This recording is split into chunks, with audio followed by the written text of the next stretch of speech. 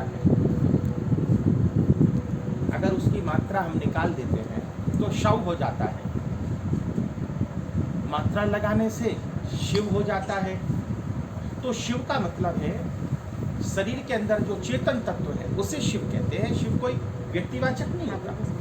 और इसलिए हमारे यहाँ संस्कृत में शिव का मतलब होता है कल्याणकारी। शिवमस्तु, कल्याण हो, सर्व जगतः, पूरे विश्व का कल्याण हो। तो शिव का मतलब होता है कल्याण, शिव कल्याणकारी। तो एक बार हमें शिव पुराण का पाठन करना चाहिए, मनन करना चाहिए।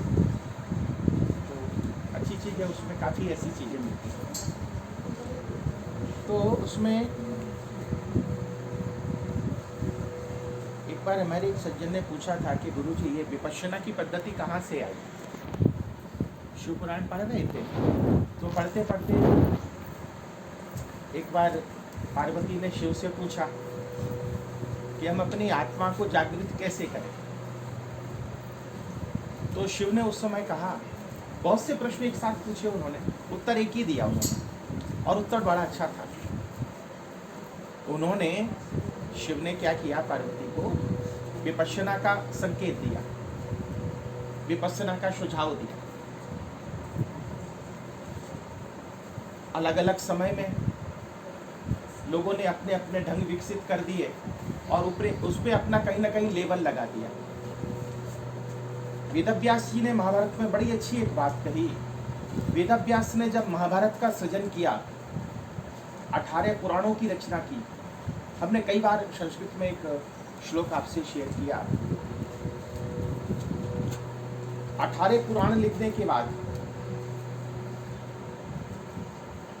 महाभारत जैसे महाकाव्य को देने के बाद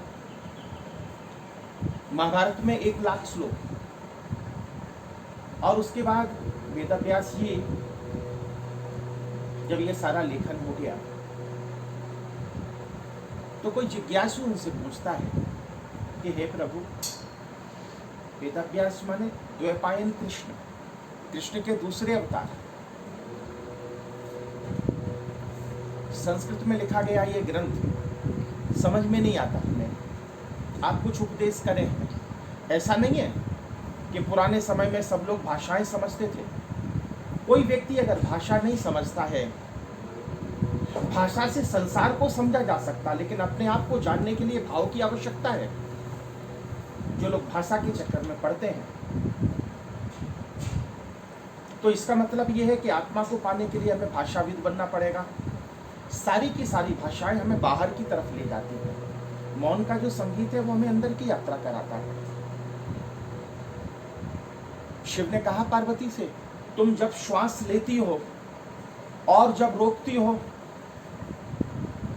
तुम जब श्वास को छोड़ती हो और जब रोकती हो, अंतः कुंभक और बहिर्कुंभक। पतंजलि उसे योग का नाम देंगे, गोयनका जी जैसे उसे, बुद्ध जैसे उसे विपश्यना का नाम देंगे। लेकिन एक चीज, एक जो कॉमन थी, वो श्वास आई। और आगे की यात्रा अगर करें तो उसमें एक बड़ी अच्छी बात बता दी, श्वास जब रुकती है, वो बाहर की तरफ हो या अंदर की तरफ हो, कोई फर्क नहीं पड़ता। तो एक चीज और निकल के आई गहरी, रुकना, ठहरना। ये जो ठहरना है, आप कहीं भी जाते हैं, अपने गंतव्य के लिए निकलते हैं, निकलने के लिए यात्रा करनी पड़ती है, लेकिन जब आप वहां पहुंच जाते हैं और उस गंतव्य का आपको आनंद लेना होता है, उस लक्ष्य का आपको आनंद लेना होता है, लक्ष्य का भेदन करना होता है, उसकी प्राप्ति, उसका जो आनंद लेना होता है, तो आपको ठहरना होता है। जो ठहराव है, सच पूछा जाए, वही अपने आप को पाने की शुरुआत है। और जितना हम ठहरते चले जाते हैं, कई बार लोग कहते हैं हमें अनुभूति हुई, लेकिन क्षण मात्र के लिए हुई। एक व्यक्ति ऐसा है कि हमें अनुभूति काफी समय के लिए होती है।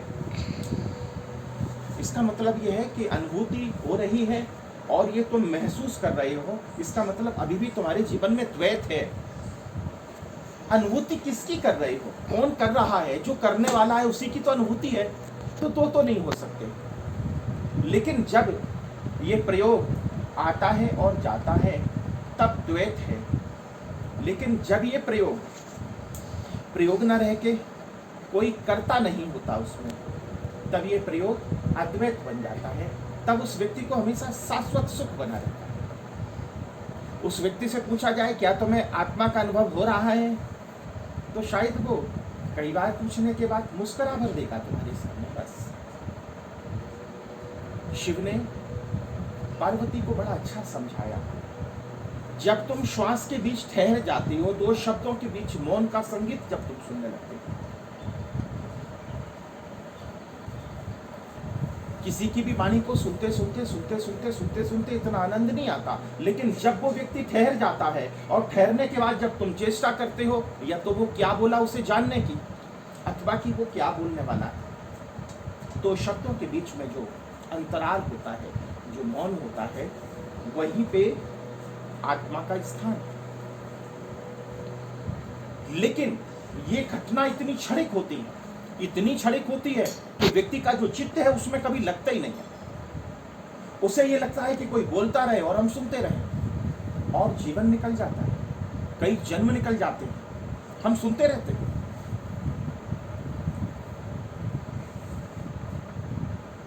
पार्वती ने इस प्रयोग को शुरू किया, और शुरू कहां करना था?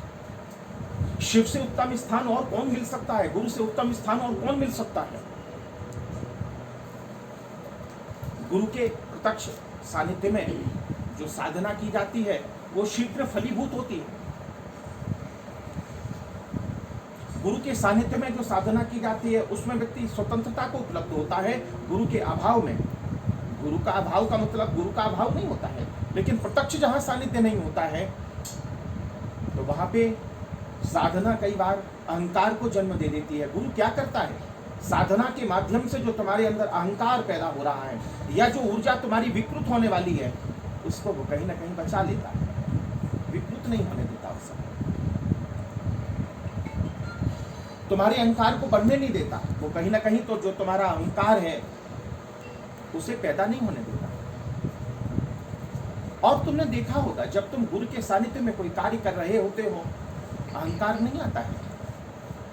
लेकिन जब गुरु का प्रत्यक्ष सानिध्य नहीं होता तो कहीं ना कहीं अहंकार का कारण होता है कर्ता। I am doing, I am working, हमने किया, हमसे ही तो अहम बना है। गुरु के साथ हम एक में जब हो जाते हैं, एक रस जब हो जाते हैं, तो ऐसा कुछ भी नहीं रहता। और इसलिए तुमने देखा होगा गुरु के पास जो प्राप्ति हासिल हो जाती है वो एकांत में नहीं हो पाती। डॉक्टर के पास जब हम होते हैं तो कितने निश्चिंत, अभी तो दवा नहीं ली, डॉक्टर के पास गए, बस पूरी बात भी नहीं की, डॉक्टर को देखा, और ये लगता है कि जैसे हमारी आवाज के डॉक्टर की हम बात नहीं करते। कई बार तो डॉक्टर पीड़ा बढ़ा भी देता है।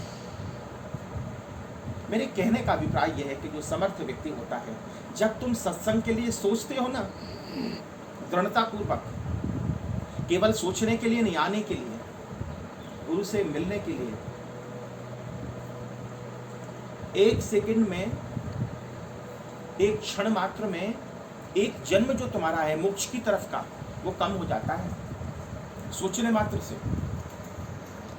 और धीरे धीरे तुमने यात्रा शुरू की, फिर जितना समय लगा, एक एक सेकंड जब हम गुरु को याद करते रहते, बस अब इतनी देर बची, अब इतनी देर बची।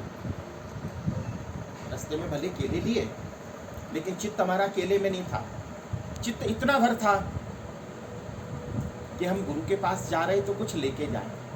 लेकिन एक चीज हम तुम्हें बताते हैं, सब कुछ लाना, गुरु के पास खाली हाथ ना आना। लेकिन ये चीज ना लाई तो चलेगा, लेकिन एक चीज जरूर लाना। कई बार जब हम कहते हैं कि गुरु जी हमने आपको हृदय से दिया, लेकिन हृदय नहीं दिया, तो सब बेकार। ये दी हुई चीजें ली जा सकती हैं, लेकिन अगर हमने हृदय से प्रेम किया है ना, दिल से दे रहे हम आपको ये चीज, ऐसे कहते हैं ना, समझ रहे ना, अन्यथा अर्थ नहीं लेना। लेकिन क्या कभी हमने सोचा, जब हम भगवान के पास जाते हैं तो हम ये कहते हैं कि भगवान हम ये दिल से दे रहे हैं, हम दिल से आए हैं, हृदय से आए हैं, दिल शब्द प्रयोग ना करें, हृदय से आए हैं। लेकिन क्या हृदय को लेके आए हैं? क्या हम हृदय को रखने के लिए आए हैं? वो नहीं होता।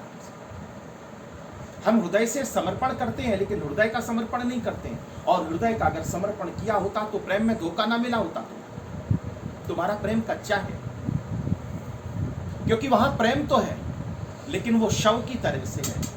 उसको शिव बनाने का काम गुरु का सानिध्य करता है। जब हम गुरु के सानिध्य में जाते हैं, गुरु तत्व है, कोई व्यक्ति नहीं है। देखने को जाओ तो हर व्यक्ति के अंदर कुछ ना कुछ आपको बुराइयां दिखेंगी, क्योंकि देखने का नजरिया तुम्हारा है। और जब तक अपनी शुद्धि नहीं हुई, तब तक तुम किसी बुद्ध पुरुष को कैसे समझ सकते? और इसलिए हम हमेशा कहते हैं, पढ़ा हुआ व्यक्ति ही पढ़े हुए व्यक्ति को समझ सकता है, अनपढ़ व्यक्ति पढ़े हुए व्यक्ति को नहीं समझ सकता। आप मराठी समझते हैं, अगर हम मराठी बोलेंगे तो आप समझ पाएंगे। हम हिंदी बोल रहे हैं, आप अगर समझ रहे हैं, आप समझते हैं हिंदी, तो आप समझ पाएंगे। ये भाषा की बात रही बाहर की, लेकिन भाव की बात अंदर की है। भाव से जब हमारा चित्त जो है वो एक मिव हो जाता है, फिर अपना अस्तित्व समाप्त हो जाता है। जब तक तुम ये कहते हो कि हम गुरु से प्यार करते हैं, इसका मतलब तुम अलग हो, गुरु अलग है।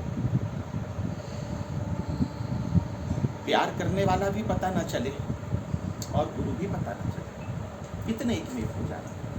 दूध में पानी मिल गया, अब पानी का अस्तित्व अलग नहीं। कोई भी नदी क्यों ना हो, नाला क्यों ना हो, गंदे से गंदा, लेकिन जब गंगा में उसका मिलन हो जाता है, मिल नहीं जाता है। मिलना समझ रहे ना, वो अहंकार का द्योतक हो सकता है, गंगा में मिला। तो मिला जो शब्द है वो कहीं ना कहीं अहंकार को पैदा करता है। हम गुरु के पास गए, हमने गुरु के लिए ये किया, लेकिन जब हो जाता है, होने की जो घटना है वो उसी के जीवन में होती है जो साक्षी भाव में जीता है, जो दृष्टा भाव में जीता है। कृष्ण कहते हैं, अर्जुन तुम केवल देखो, लेकिन हम ये काका के, ये मामा के, ये सारे जो हमारे रिश्तेदार हैं, जो हमारे घर के हैं, उनको हम कैसे मार सकते हैं? कृष्ण कहते हैं सारे मरे पड़े हैं, तुम्हें मारना नहीं है, देखना है केवल साक्षी भाव। तो वो साक्षी भाव अगर हमारे अंदर आ जाता है, ये घटना जो है, यहाँ से मुंबई जाने में कितनी देर लगती है? आप कहेंगे 4 घंटे, 5 घंटे। जैसा साधन, जैसा साधन वैसी साधना। किस साधन से तुम जा रहे हो, उस साधन से उतना समय लगता है।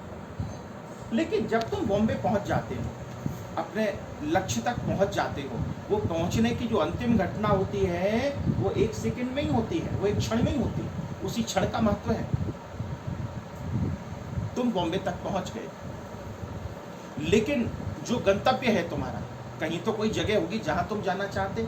अगर वहां से वंचित रहे, तुम किसी से मिलने के लिए गए और उसके लिए तुमने यात्रा की, और अगर वो व्यक्ति ना मिला, तो फिर तुम यही कहोगे कि तुम्हारी यात्रा निरर्थक रही। तो हमने कहा जो शिव है वो आत्म तत्व है। हमारा गुरु के प्रति जब समर्पण होता है तो शब्दों का संवाद नहीं होता, वहां पे भाषा का संवाद नहीं होता, वहां पे शुद्ध भाव से मिलन होता है। एक एक क्षण, एक एक सेकंड, एक एक जो मुहूर्त हम कहते हैं, गुरु के प्रति जब हमारी चिंतन की धारा जितनी बलवान होती चली जाती है, एक एक भाव, एक एक क्षण में एक एक भाव हमारे कम होते जाते हैं। और इसके विपरीत तो मैं कह दें, गुरु के प्रति जब हमें अभाव होता चला जाता, वो तो ऐसे हैं, वो तो ऐसे हैं, तो एक एक भाव तुम्हारा बढ़ता चला जाता। भाव से भव है। तमाम ऐसे व्यक्ति हुए, वाल्मीकि जिसने जीवन में व्यवहार की दृष्टि से कहें तो इतने पाप के कार्य किए इसलिए क्योंकि हम कर रहे हैं, ऐसा भाव था उसके अंदर। और बहुत से लोग ऐसे हैं जो करते हैं अपनी दृष्टि से, लेकिन वो कहते हैं ना ना भाई हम कुछ नहीं कर रहे। एक बार किसी दाता से पूछा गया कि सुबह से शाम तक तुम इतना दान करते हो, लेकिन कोई फोटो निकालने के लिए आता तो नजर नीचे क्यों कर लेते हो? सुबह से शाम तक इतना दान करते हो और हर जगह तुम्हारा बहुत नाम है, लेकिन जब कोई पूछने के लिए तुमसे आता है कि भाई आज कितना दान किया, तो नीचे निगाह क्यों कर लेते हो? बड़ा अच्छा उत्तर दिया उसने कि देनहार कोई और है, देवत दिखे और लोग सुबह मोपे करें, सुबह माने शंका, तासो नीचे नेन, हम निगाह क्यों नीचे कर लेते? देने वाला कोई और है और देने वाला कोई दूसरा समझा जाता है। लोग मेरे ऊपर शंका करते हैं कि हम दे रहे हैं, इसलिए मेरे नैन नीचे हो जाते हैं। जब तुम्हारा अपना भाव समाप्त हो जाता है, कोई भी कार्य बात व्यास की जब हमने की तो दो चीजें आई थी, उसे हम यहाँ पे जोड़ेंगे और शायद उस चीज को आप समझ पाएंगे। यही सत्संग है, सत्य का संग है। वहाँ भाषा को कोई संवाद नहीं होता, लेकिन चूंकि भाषाओं से इतने जुड़े रहे हो तुम, पूरे दिन मोबाइल का प्रयोग, पूरे दिन गीत संगीत का प्रयोग, कहीं ना कहीं अगर ये कह दिया जाए कि मौन नहीं हो पाते तो कोई बात नहीं, कम से कम संत की चर्चा वो तो मौन होके सुन सकते हैं हम, लेकिन उसमें भी कई बार ये लगता है कि नहीं भाई इतनी देर से हम बोले नहीं, तो बड़ा बोझ जैसा महसूस होने लगता है। रात को कुछ लोग तो इतने ज़्यादा बोलते हैं, सुना है हमने, देखा है कई बार जब समूह में हम रहे हैं कि रात को सोते सोते भी वो बोलते हैं, बातें करते हैं। ऐसा नहीं स्वप्न में बोलना वो एक अलग बात है, लेकिन वो बोलने लगते हैं। क्यों बोलने लगते हैं? क्योंकि दिन में इतना ज़्यादा बोलने का उनका क्रम रहा। तो वेदव्यास से पूछा गया कि प्रभु तुमने इतना सब लिखा है, कृष्ण के ही दूसरे अवतार थे, द्वैपायन कृष्ण ने कहा, तो हम इन 18 पुराणों को और जो तमाम भाष्य लिखे, इसको हम कैसे पढ़ें, कौन सा पन्ना पढ़ें, कैसे समझें, क्योंकि अध्यात्म है इसमें। तब वेदव्यास ने एक बड़ा अच्छा श्लोक लिखा, एक संवाद किया, शायद आपको याद होगा, हमने कई बार ये सुनाया, और कई बार इसलिए सुनाया, तुम्हें जो अच्छा लगता है वो कई बार पका के खाते हो, हमें अच्छा लगा, उसमें संदेश अच्छा लगा। अष्टादश पुराणेषु व्यासस्य वचनम द्वयम परोपकारम पुण्याय पापाय परपीडनम। 18 पुराण में व्यास के 2 ही वचन हैं, 2 वचन नहीं लिखे हुए, बहुवचन, एक वचन, केवल 2 वचन। कौन से? अष्टादश पुराणेषु व्यासस्य वचनम द्वयम, 2 ही लगा हुआ, परोपकारम पुण्याय। अगर हम कर सकते हैं तो परोपकार करें, और याद रखना परोपकार वही कर सकता है जो जिसने स्व उपकार किया हो। स्व उपकार करने के बाद जीवन में जब तुम परोपकार करते हो तो वो परोपकार की घटना अहंकारवाचक नहीं होती तुम्हारी, लेकिन जिसने स्व उपकार नहीं किया, स्व को नहीं जाना, आत्म साधना नहीं की, वो जो भी करेगा वो परोपकार जैसा नहीं होगा। परोपकारम पुण्याय, पुण्य की प्राप्ति कराता है परोपकार। पापाय परपीडनम, और दूसरे को पीड़ा पहुंचाना ये पाप है। व्यास ने यहां 2 बातें की। ज्ञान के धनी थे, पाप और पुण्य की। पाप हमें क्या करता है? परोपकारम पुण्याय पापाय परपीडनम। पाप हमें जो जन्म है वो हमारे बढ़ते चले जाते हैं, लेकिन पुण्य से भी तुम्हारे जन्म बढ़ते चले जाते हैं। पाप से जिस जन्म में तुम जाते हो, जिस भाव में तुम जाते हो, उसमें पीड़ाएं बढ़ती हैं, और पुण्य में सहूलियत मिलती रहती है, तुम्हें सुविधाएं मिलती रहती हैं, सुख मिलते रहते हैं। एक व्यक्ति है जो गरीबी में जी रहा है, एक व्यक्ति है जो अमीरी में जी रहा है, लेकिन जो व्यक्ति मोक्ष चाहता है वो इन सब से भी परे जाएगा। अब वहां परोपकार और परपीड़ा इन सब से भी परे जाएगा, तब वो मोक्ष का अधिकारी बन सकता है। क्योंकि जीवन में अगर यहाँ जो शिव का संदेश पार्वती के लिए था, उन्होंने कहा ठहरो, हम तुमसे ये नहीं कहते कि तुम परोपकार न करना। ठहरने का मतलब है परोपकार के समय तुम कर रहे हो वो भावना ना हो तुम्हारी, गुरु करा रहा है, यू आर मेडिएटर ओनली, आप केवल माध्यम है गुरु कार्य के, सारा गुरु करा रहा है तुमसे। अगर तुम ये भावना रखोगे तो निश्चित रूप से हो रहा जो कार्य है वो तुम्हारे जन्मों को बढ़ाएगा नहीं, वो तुम्हारे जन्मों को कम करता चला जाएगा। जब तुम किसी कार्य को कर्तापन से करते हो, हम कर रहे हैं, तब वह निर्जरा नहीं होती। निर्जरा का मतलब है समाप्ति नहीं होती कर्मों की। व्यक्ति मोक्ष में जाने का वही अधिकार प्राप्त कर सकता है जिसके जीवन में न तो पुण्य हो और न पाप हो। बैंक में अगर आपने खाता किया है और उसमें पैसे जमा किए हैं तो भी आपको बैंक में जाना पड़ेगा, और अगर लोन लिया है तो भी जाना पड़ेगा, कर्ज लिया है तो भी बैंक में जाना पड़ेगा, और अगर आपने पैसे वहाँ पे डिपॉजिट किए हैं तो भी आपको जाना पड़ेगा। पुण्य अगर आपके जीवन में है तो भी इस संसार में बार बार आना पड़ेगा, और अगर पाप है आपके जीवन में तो भी संसार में बार बार आना पड़ेगा। तो करें क्या? हमें अब नहीं आना, ये दुनिया रहने जैसी नहीं है। हे प्रभु, हमें अपना जैसा बनाओ और ऐसे पद में हमें स्थित करो कि हम मोक्षगामी बने। मोक्ष तो शब्द सुना होगा ना, है ना, सुना तो है ना कि कोई मोक्ष में चले गए। मोक्ष का मतलब स्वर्ग में गए ऐसा नहीं। स्वर्ग में जाने वाला व्यक्ति, स्वर्ग में जाने वाली आत्मा फिर से आती है, नरक में जाने वाली आत्मा फिर से आती है। 84,000 योनि जो हैं उसमें भटकती रहती है। लेकिन जो व्यक्ति मोक्ष में चला जाता है वो आवागमन से रहित हो जाता है। आवागमन से रहित, ये शब्द कृष्ण ने गीता में कहा है। मोक्ष हो गया उसका। मोक्ष हो गया माने अब वो कभी शरीर धारण नहीं करेगा, समझे? तो क्या उसकी प्रक्रिया है? गुरु के प्रति प्रेम। इस जगत में तमाम ऐसे लोग हुए जिन्हें बोलना नहीं आता था, जिनके पास धन नहीं था, कुछ भी नहीं था, लेकिन गुरु के प्रति समर्पण था, गुरु के प्रति आस्था थी, सर्वस्व समर्पण था उनके लिए। समर्पण का मतलब है समर्पण। सम का मतलब है जो मिला है वो सब, और भाव से समर्पण। समर्पण का अर्थ ये नहीं है कि अपनी जेब में देखा 2,000 रुपए तो हमने गुरु जी को नहीं दिए, हैं तो दे दिए और नहीं दिए तो भी चलेगा, लेकिन जो हमारा अहंकार है वो हमने अगर नहीं दिया गुरु को तो कुछ भी नहीं दिया।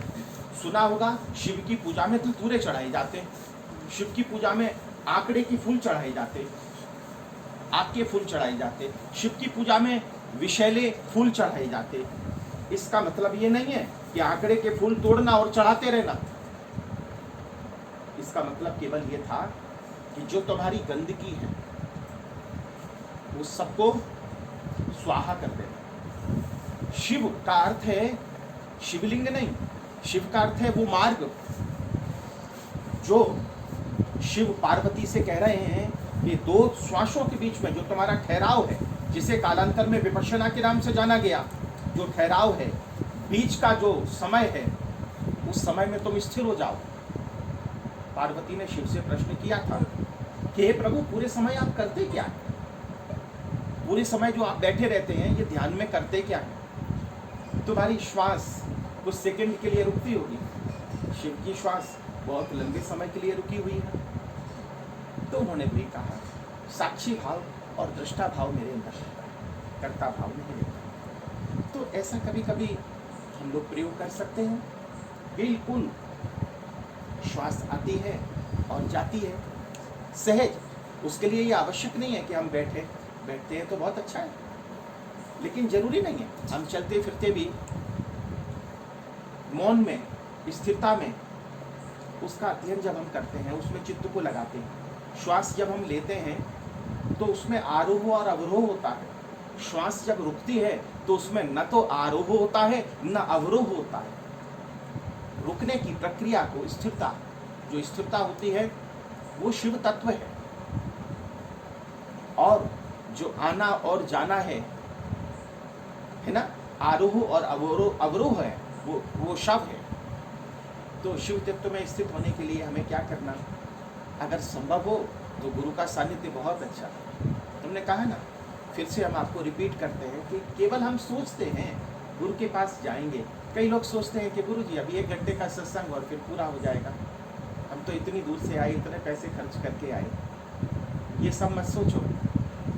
गुरु की एक अगर झलक भी हमें मिलती, हम गुरु नहीं हैं, हम तो गुरु के माध्यम हैं। हम सच कहें, हम तो उनके माध्यम भर हैं और माध्यम भर बने रहना चाहते हैं। उस विद्यालय के हमेशा विद्यार्थी बने रहना चाहते हैं जो हमेशा नापास होता रहे, कोई फर्क नहीं पड़ता, लेकिन एडमिशन मिलता रहे हमें। उस विद्यालय से कभी निकाले ना जाए, बस कितने भी हम नापास होते रहे, लेकिन उसमें हमेशा हमें दाखिला मिला रहे।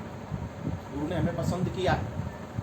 तो अगर हम गुरु की नज़रों में, उनके हृदय में स्थान पा लेते, गुरु जब हमें याद करता है, हमें दौड़ के आ जाना चाहिए, सारे काम छोड़ के आ जाना चाहिए। मेरे गुरु जी ने हमसे कहा, बचपन में कहा था, हमारी नई साधक है उनको हम बताना चाहते हैं। गुरु जी ने केवल एक बात कही थी, योगीराज अब घर पे नहीं जाना।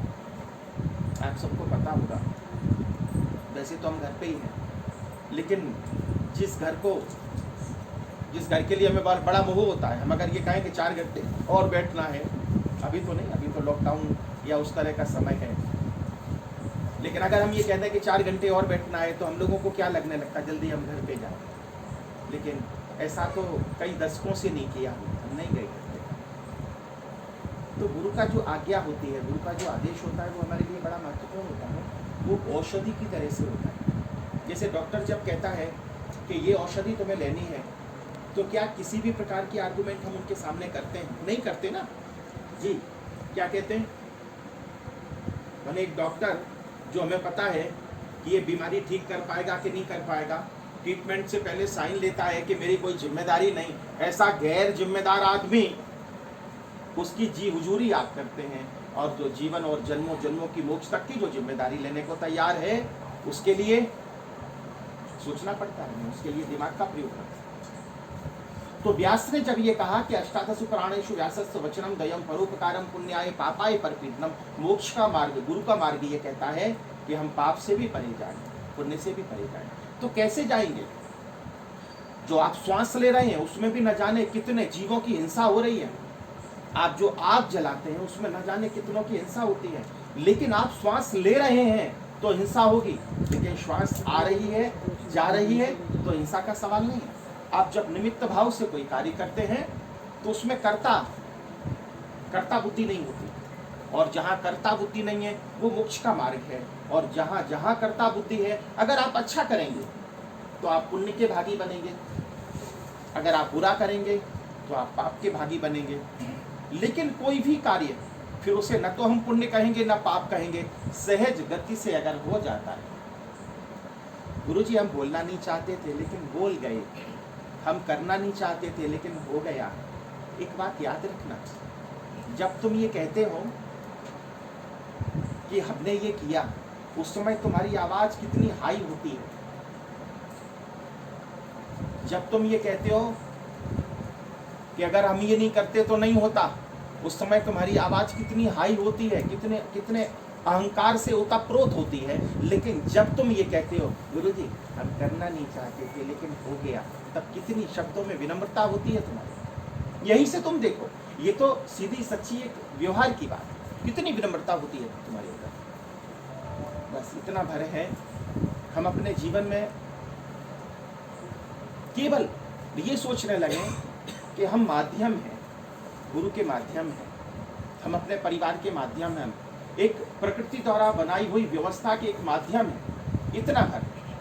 फिर जीवन में जो भी सुख आता है उसके लिए हम बहुत भाव विभोर नहीं हो जाएंगे, जीवन में जो भी दुख आता है उसके लिए बहुत हम दुखी भी नहीं हो जाएंगे, क्योंकि वहाँ पे हमारे अंदर साक्षीपन का भाव आ जाता है। समय आया है, निकल जाएगा, लेकिन उसमें जो हम विचलित हो जाते हैं वो हम फिर विचलित कभी नहीं होंगे। हमें ये लगेगा कि नहीं, जो भी आया है बस वो सामने है, देखेंगे उसे और फिर वो निकल जाएगा। क्योंकि हम जब उसे अपना मान लेते हैं तो हम सुख और दुख के भागीदार बन जाते हैं थोड़ी देर के लिए। आपके बेटे को जब फीवर आता है तो आप कितने दुखी हो जाते हैं, लेकिन पड़ोसी के बेटे को जब फीवर आता है तब आप इतने दुखी क्यों नहीं होते? क्रियाएं तो एक ही हैं, लेकिन आपने अपना मान लिया है। मानने से क्या होता है, आपको तकलीफ होने लगती है, और वही क्रिया दूसरे के साथ हो रही है तब हमें कुछ भी नहीं होता, क्योंकि हमने ये मान लिया है कि ये मेरा नहीं। सब मानने का ही क्रम है नहीं? तो साक्षी भाव जितना हो सके, दृष्टा भाव जितना हो सके उतना हमें रखना है, और बाकी जो व्यवहार है हमारा वो तो अपना होता रहेगा। ठीक, तो हमारा कहने का अभिप्राय यही था, चूँकि अभी समय ऐसा है, ये दूसरा सेशन है, तो मेरी इच्छा थी, हमारे अशोक भाई तो बहुत बार बोल रहे, गुरु जी आप कुछ हम सच बताएं ना, भले हम बाहर पढ़ने के लिए गए, हिंदुस्तान के बाहर शिक्षा दीक्षा ली हमने, गए सब जगह, लेकिन ये सारी जो टेक्निक है वो सब हमें नहीं आती। उन्होंने कहा भी कि हम कर दें तो कुछ प्रवचन उसमें दिया करो, पता नहीं हमें इन सब का आदत नहीं है हमें। हमारे गुरु जी ने भी कभी प्रवचन नहीं दिया। हाँ, आ गए तो फिर थोड़ा तो बोलना पड़ता है ना, आओ बैठो, खाना कैसा बना, क्या परोसें, ये सारी औपचारिकता की बातें भर होती हैं। वैसा ही है मेरे जीवन में। बाकी तो प्रत्यक्ष जो सानिध्य है वो ऊर्जा पैदा करता है, दूसरे जो माध्यम है वो ऊर्जा पैदा नहीं कर सकते। ज्ञान दे सकते हैं, इंफॉर्मेशन दे सकते हैं, लेकिन परिवर्तन जो होना चाहिए जीवन का, परिवर्तन का वो मार्ग दे सकते हैं, लेकिन परिवर्तन के लक्ष्य तक नहीं पहुंचा सकते। उसके लिए प्रत्यक्ष जो सानिध्य होता है, प्रत्यक्ष जो ऊर्जा होती है, उसकी आवश्यकता बहुत होती है। जैसे आप बहुत देर तक किसी पुस्तक को पढ़ते रहें, रसगुल्ला ऐसे बनाया जाता है, रसगुल्ला इसके, और कितनी ही बार पढ़ना उसे। आप एक बहुत अच्छे रसगुल्ला बनाने वाले सिद्ध हो सकते हैं, लेकिन तृप्ति नहीं हो सकती आपको। तृप्ति तभी होती है जब उसे बना के आप खाते हैं। हाँ, ये बात अलग है, खुद का बनाया हुआ होगा तो बड़ा आनंद आएगा। सबसे बड़ी चीज़ है, खुद का बनाया हुआ होगा तो स्वयं की जो अनुभूति होगी उससे तृप्ति पैदा होती है। कई बार हम संतों की वाणी पढ़ते हैं, कई बार हम पुस्तकें पढ़ते हैं, किसी की आत्मकथा को पढ़ते हैं, तो थोड़ी देर के लिए उसमें हम डूब जाते हैं और ये लगता है कि जैसे अपने साथ घटित हो रहा हो। लेकिन जैसी पुस्तक को हम बंद करते हैं, वैसे ही हमें पता चलता है कि नहीं, ये घटना मेरे साथ नहीं हुई, सामने वाले के साथ हुई। लेकिन अपने साथ जब कोई घटना होती है, कोई अनुभूति का क्रम जब अपने ऊपर घटित होता है, तब कितना मीठा लगता है। और बहुत ज़रूरी है, ये मान लेना। अभी जैसे हम लगभग 1 साल के बाद इकट्ठे हुए हैं, आज फरवरी का आखिरी दिन है, और मार्च के आसपास पिछले साल 1 साल निकल गया। ऐसे जीवन निकल जाएगा, नई नई बीमारियां आती रहेंगी। तो हम करें क्या? आप ये मत सोचो, हम आपको सच कहते हैं, बिल्कुल ये इंट्यूशन समझो मेरा, आगे आने वाले समय में इससे भी भयंकर बीमारियां आएंगी, ये लिख लेना। तब निकलने का उपाय क्या है? हम ये नहीं कहते कि दूसरे जो साधन हैं, शासन प्रशासन की जो मान्यताएं हैं, दवाएं हैं, उनको एक किनारे करना, नहीं, वो सब मानना। लेकिन उसके साथ साथ एक चीज़ बहुत ज़रूरी है कि हमारे अंदर जो धीरज है, हमारे अंदर जो पेशेंस है, वो बढ़ना चाहिए। हमारे अंदर पेशेंस बढ़ता जाएगा, और उसके साथ साथ जो भी परिस्थिति है उसे सहजता से अगर हम स्वीकार कर लेंगे तो शायद हम पार होते चले जाएंगे, है ना। बहुत से ऐसे लोग हैं जो इसी काल में आए और चले गए, बहुत से ऐसे लोग हैं ये काल रहा और वो भी रहे, बहुत से चले गए, उम्र के साथ नहीं गए। कई बार तो हमने कहा ना, कल तो छोटी सी उम्र थी उसकी, और सुना जरा सा कुछ हुआ और वो गुजर गया। तो ये क्रम कब टिकेगा हमारे जीवन में? जब हमारे जीवन में स्थिरता आएगी।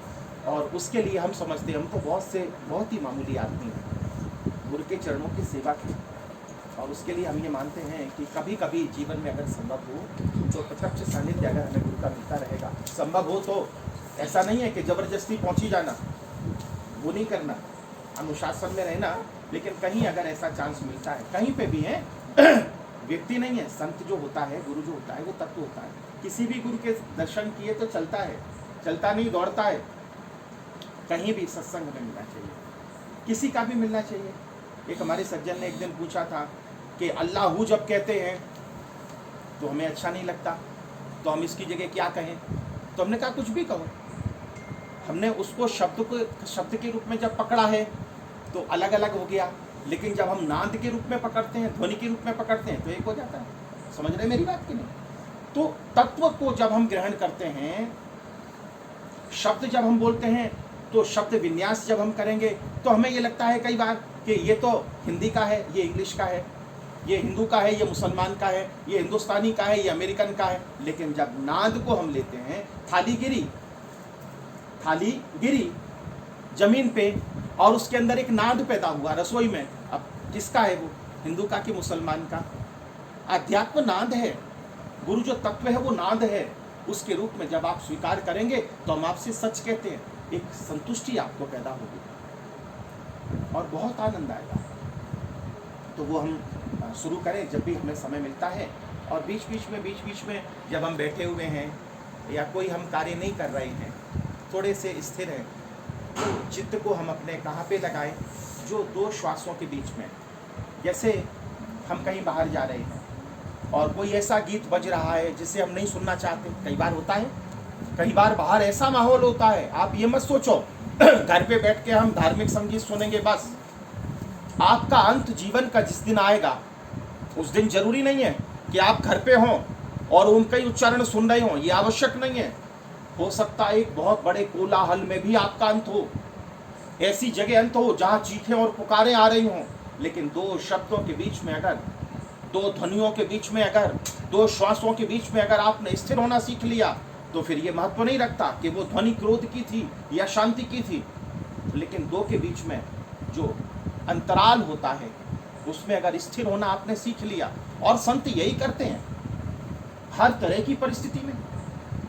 संसार में गए तो भी उतने ही आनंद में होते हैं, हिमालय में गए तो भी उतने ही आनंद में होते हैं, आपने दे दिया तब भी उतने ही आनंद में होते हैं, उनके पास कुछ भी नहीं होता है तब भी उतने ही आनंद में होते हैं। क्योंकि लेने और देने के बीच में जो अंतराल होता है, आने और जाने के बीच में जो अंतराल होता है, सुख और दुख के बीच में जो अंतराल होता है, जन्म और मृत्यु के बीच में जो अंतराल होता है, वो अंतराल में जीते हैं।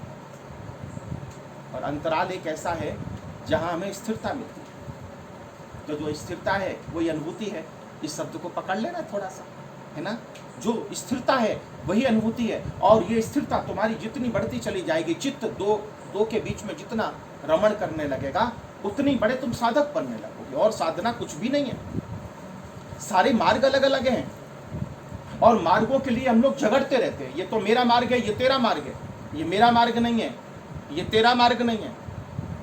लेकिन जिस व्यक्ति ने अनुभूति प्राप्त की है किसी भी मार्ग से जाने के बाद, और जब दो या दो से ज्यादा अनुभूति वाले लोग इकट्ठे होते हैं, साधक जिन्होंने साधना के माध्यम से कुछ हासिल किया है, वो लोग जब इकट्ठे होते हैं, अपने अपने मार्गों की चर्चा करते हैं, तो उनके बीच में विवाद पैदा नहीं होता है। जब तक तुमने पाया नहीं है तब तक विवाद होगा।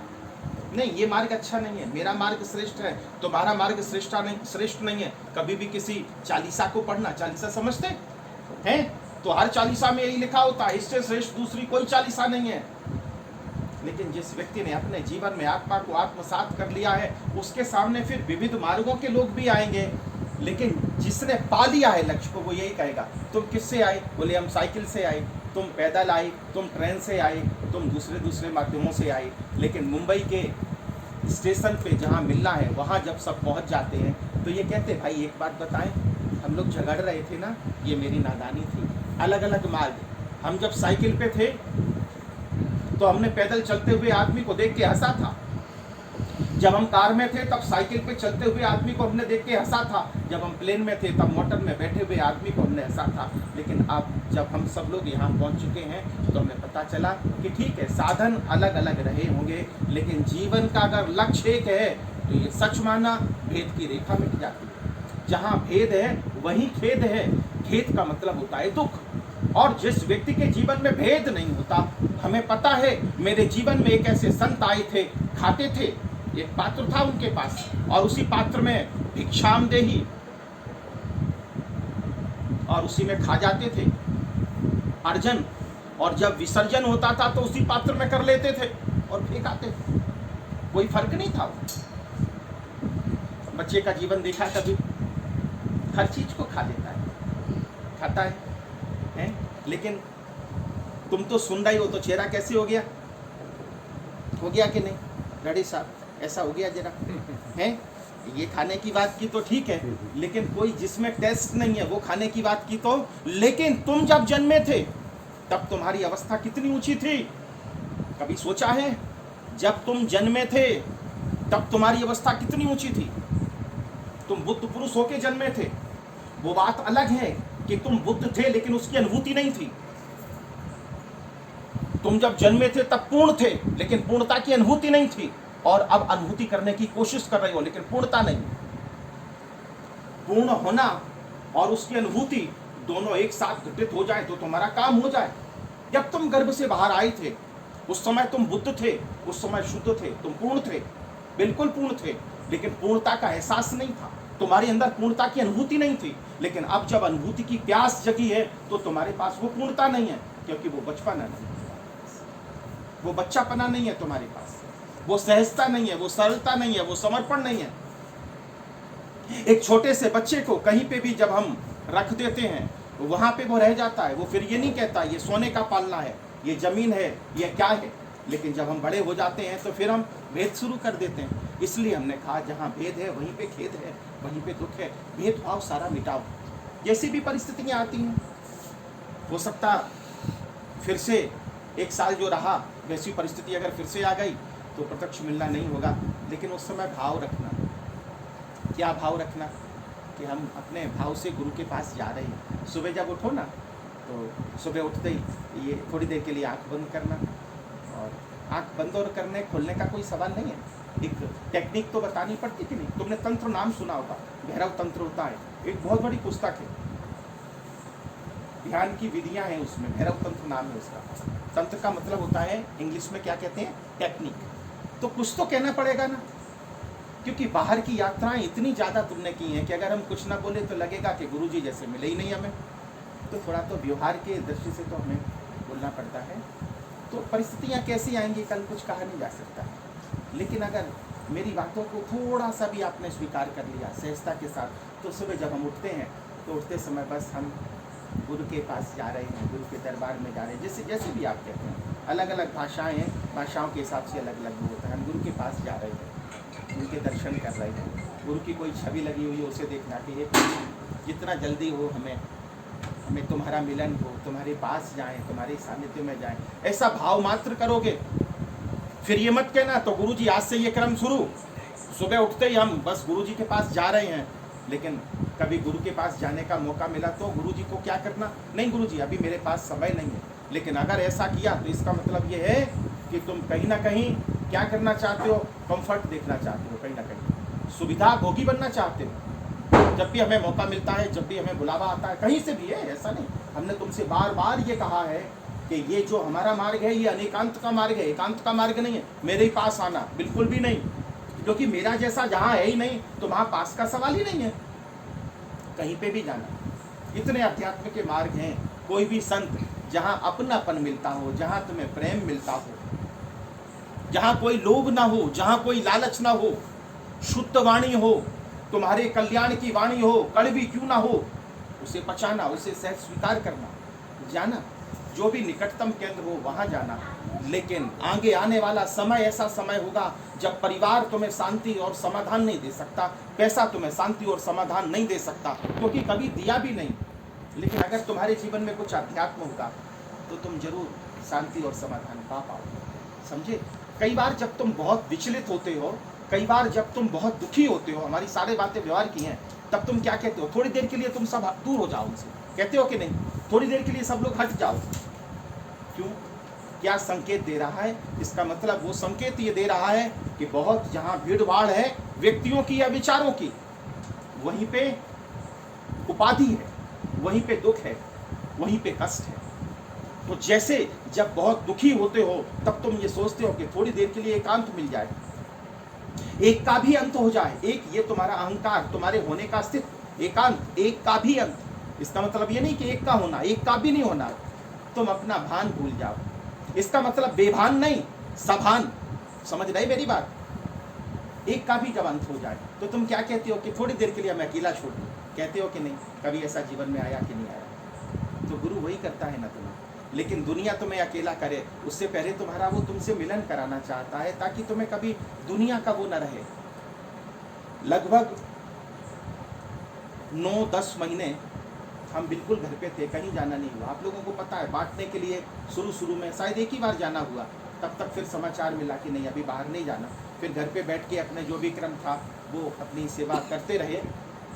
लेकिन यहाँ पे कोई नहीं है, आता नहीं, कोई जाता नहीं, अपने यही छोटा सा गार्डन है, यहाँ पे बैठे रहे। लेकिन सच मानना, लगभग 8 महीने 9 महीने से ज़्यादा हम इसी घर में यहीं पे थे। बाहर से यहाँ आए, यहाँ बैठ गए, और यहाँ से बाहर अभी 2-4 बार कुछ आवश्यक कामों से जाना हुआ, इसलिए गए। बिल्कुल भी कुछ नहीं हुआ। अपने आप से पूछो कि तुमने गुरु का सानिध्य किया है, सत्संग किया है, तो 10 दिन भी अगर घर पे बैठने की बात आई, अब इससे भी ज़्यादा विकट परिस्थिति आने वाली है। ये एक अंतः प्रेरणा हो रही है, उस प्रेरणा के आधार पे हम तुमसे कहना चाहते हैं, वो बीमारी के रूप में आए या किसी दूसरे रूप में आए, लेकिन प्राकृतिक आपदाएं तो आने वाली हैं दिन पे दिन। क्योंकि हमने क्या किया है, प्रकृति के साधनों का, संसाधनों का उपयोग नहीं किया, उपभोग किया है। और जहां भोग है वहां पे तो रोग आने ही वाले हैं। हमने योग से जोड़ा ही नहीं ना। अगर उपयोग किया होता साधनों का, संसाधनों का, श्वासों का, तो ये सब होता ही नहीं। योग से तो परमात्मा की प्राप्ति होती, लेकिन हर जगह श्वासों से लेके समय का, संपत्ति का हमने दुरुपयोग किया है, हमने उपभोग किया है, उपयोग नहीं किया। तो थोड़ा सा ये सीख जाना, थोड़ा धीरज रखना। और अगर तुम धीरज रखोगे तो धीरे धीरे धीरे धीरे रे मना है, सब कुछ धीरे धीरे शांत होता चला जाता है। तो जहाँ से भी तुम्हें मिलता है तुम प्राप्त करो। लेकिन हम सच बताएं, किसी के होने और न होने में आनंद नहीं है, होने में सुख नहीं है और न होने में दुख नहीं है। क्योंकि आएगा सुखी होगे तो एक दिन, वो जाएगा तो दुखी होगे, लेकिन इन दो के बीच में जो है वही आनंद है। सुख है और दुख है, लेकिन इन दोनों के बीच में आनंद है, परमानंद है। तो उस तत्व को कभी महसूस करना। तो हम समझते हैं कि ये जो तुम्हारी एक साधना है, ये साधना के बहुत से मार्ग होते हैं, ये एक साधना का जो मार्ग है उससे तुम्हें कुछ मिलेगा। और जितना हो सके गुरु का चिंतन करते रहना, है ना। अच्छा लगेगा कि नहीं है ऐसी बात। तो ये हमने अपनी थोड़ी सी बात जो अनुभूति के माध्यम से हम लोग करते आए हैं वो हमने की। क्योंकि मेरा जो मार्ग है वो आत्मा का मार्ग है। हम लोग जो हैं, हम लोग माने जो ऐसे साधक होते हैं, ऐसे संत होते हैं, वो सांप्रदायिक नहीं होते, किसी संप्रदाय विशेष पे, किसी मार्ग विशेष पे जोर देने वाले नहीं होते। हम लोग एक आत्मा को मानने वाले हैं। तुम कैसे भी कपड़े पहनाओ वैसे पहन लेंगे, कैसा भी हार पहनाओ वैसा पहन लेंगे, कैसा भी तिलक लगाओ वो मान लेंगे, समझे ना। तो हम लोग बाहर को इतना महत्व का नहीं मानते हैं जितनी अंतर की दशा को महत्व मानते हैं। हम लोग विचारों को इतना महत्व का नहीं मानते जितना भावों को महत्व का मानते हैं। तो हम लोग भाषा से संबंधित नहीं होते हैं। तो ऐसा थोड़ा अपने करते रहना और गुरु का सानिध्य जितना हो। आज भी हमें हमारे गुरु जी मिलते हैं, महाअवतार बाबा जी, हमारा मिलन होता है, वही मिलन होता है जो पहले हुआ। लेकिन 7 महीने सतत उनके जो सानिध्य में रहे हैं, तो वो तो हमें आज भी मेरी आंखों में प्रेम के आंसू ले आता है। और ये लगता है कि प्रभु अब फिर से वो दिन कब आएगा जब मोक्ष तक हम तुम्हारी गोद में ही बने रहें। पता नहीं लगता है, अभाव नहीं है, अभाव नहीं लगता है। हमें दर्शन होते हैं, बात होती है, वार्तालाप होती है, एक ट्यूशन मिलता है, सब कुछ होता है, लेकिन सतत सानिध्य। अच्छा तुम घर पे जाओगे तो थोड़ा तो अभाव जैसा लगता है कि नहीं लगता है? लगता है ना रड़े से कि नहीं लगा इतने दिन? सच बताना, यह संसार में इतने खो गए कि खो गए नहीं। हमने सुना है जैसे 10-10 दिन के अंतर से मिलते हो ना, तो 10 दिन तो चल जाता है, लेकिन 1-2 महीने मिलना ना हो तो ये लगता है जैसे वो व्यक्ति अपनी जिंदगी में था ही नहीं। इतना वैराग्य पैदा हो जाता तुम लोगों। तुम लोगों को वैराग्य पैदा नहीं होता, दूसरा ढूंढ लेते हो तुम लोग। इतने स्वार्थी हो जिसकी कोई सीमा नहीं।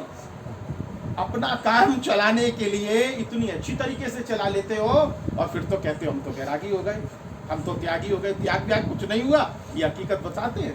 ठीक है, तो ऐसा नहीं करना, धीरज रखना।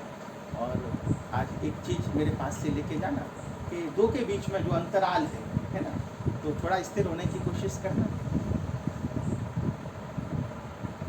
समझ रहे हैं? बहुत इसकी व्याख्या बहुत बड़ी है, व्याख्या में हम नहीं जाना चाहते।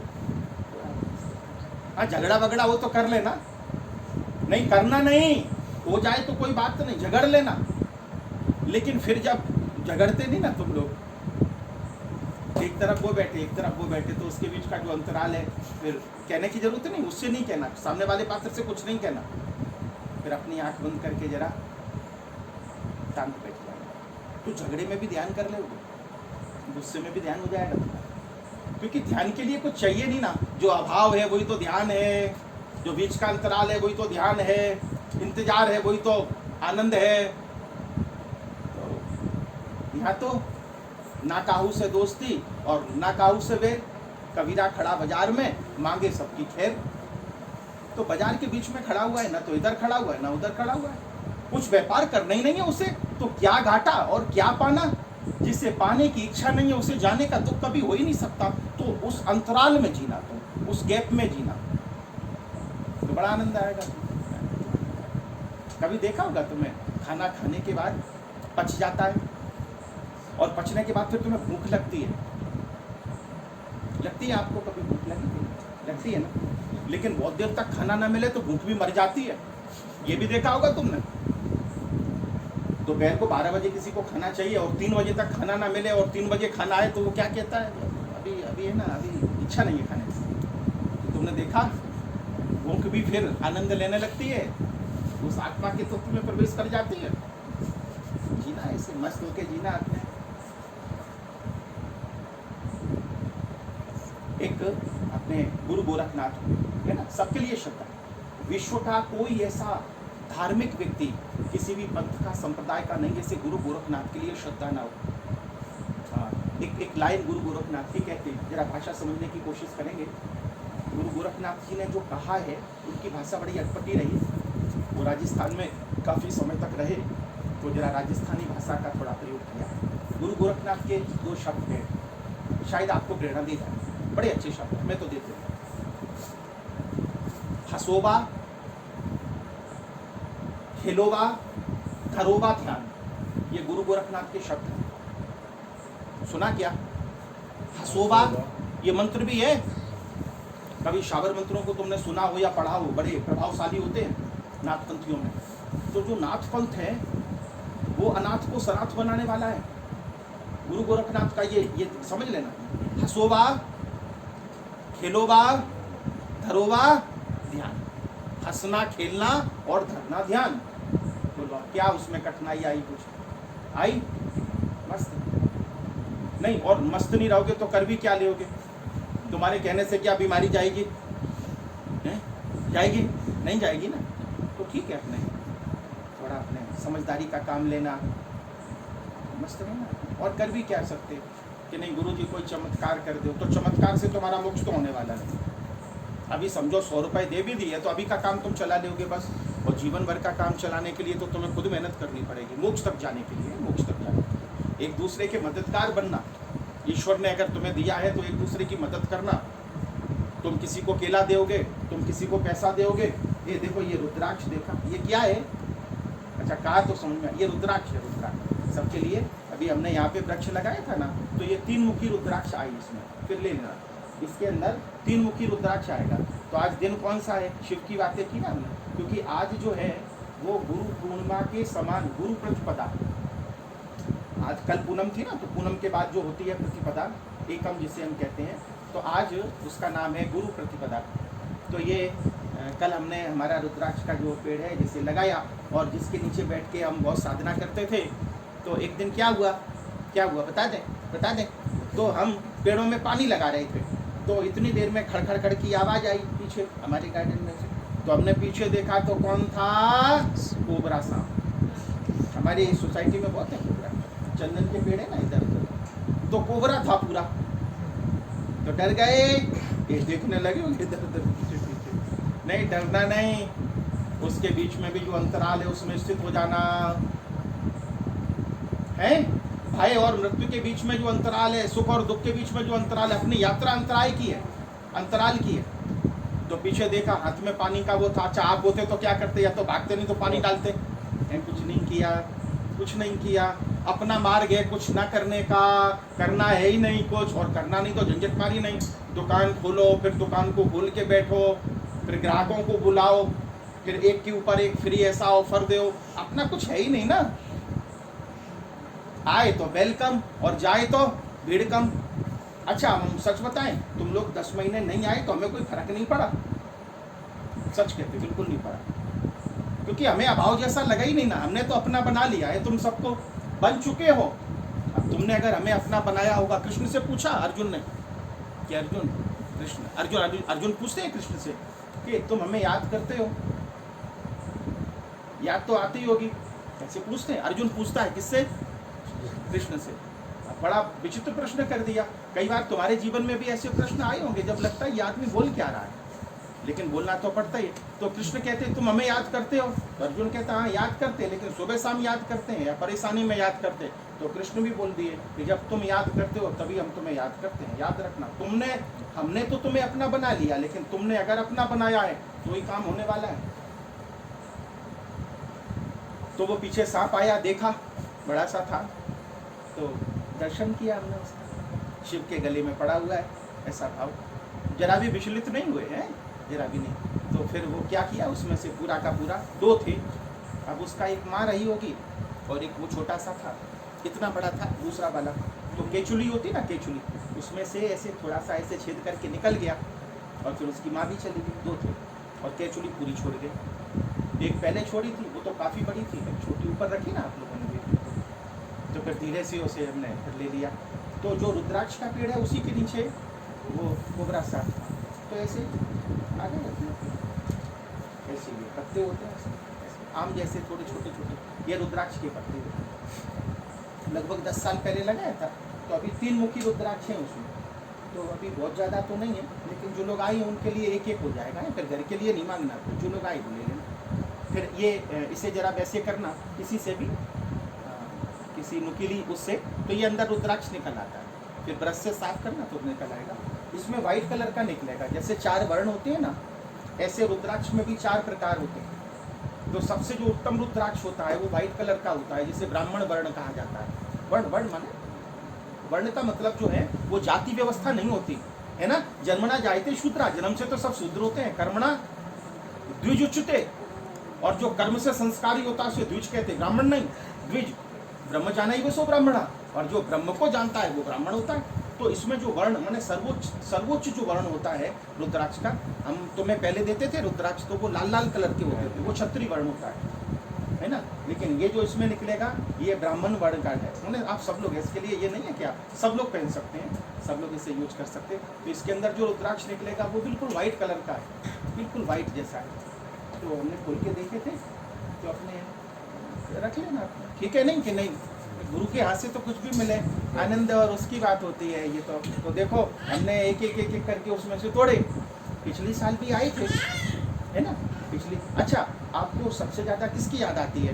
तो मम्मी से ज़्यादा आपको नानी की याद आती है, दादी की याद आती है, क्योंकि दादी जी कहानियाँ सुनाती थी आपको। तो हम भी वैसे ही हैं, कहानीकार जैसे हैं। तो आपको थोड़ी कहानियाँ सुनाते रहते, इसलिए सुनाते रहते कि आप मेरे बने रहो बस। हम तो तुम्हारे हो गए, हम तो नानी बन गए, हम तो नाना बन गए, लेकिन तुम भी हमारे बने रहो, इसके लिए हम तुम्हें कहानियाँ सुनाते हैं। तो ये फिर तो पिछली बार क्या हुआ, तो हम सोचते रहे, हमने कहा रुद्राक्ष बाद में ले लेंगे, लेकिन हमें कोई अच्छे सज्जन थे तो वो सबके सब ले गए। फिर हमने दूसरे दिन देखे तो एक भी रुद्राक्ष नहीं थे। तो शिवरात्रि के आसपास लगभग हम समझते हैं रुद्राक्ष पूरे ठीक हो जाते हैं। तो अभी कितने 11 तारीख की है ना, शिवरात्रि का कार्यक्रम नहीं रखा कुछ है, गुरुवार के दिन आएगी, कोई कार्यक्रम नहीं। क्योंकि अभी सब जरा हमारी परिस्थितियाँ आप समझते हैं ना, सब यहाँ तक सबकी। अब हम एक को बुलाएं दूसरे को न बुलाएं तो आपको ये लगता है हमें बुलाया, हमें क्यों नहीं बुलाया। अभी 9 महीने में बहुत अनुभव कर लिए हमने भी, तमाम रूट के चले गए, हमसे तमाम चले गए रूट। ठीक है, अभी क्या करना। किसी को तो हमने मैसेज भी किया तो ठीक है, अब नहीं आ रहे तो नहीं आ रहे, जाने दो। तो अपने को क्या है, माँ है ना, वो मानती नहीं है, दिल मेरा मानता नहीं है। तो बार बार ये लगता है कि भाई अपना कर्तव्य कर दे। वो नहीं है, मैं तुमसे प्रेम, एक जिम्मेदारी है, जिम्मेदारी के हिसाब से हम तुम लोगों से कहते, बाकी कुछ नहीं।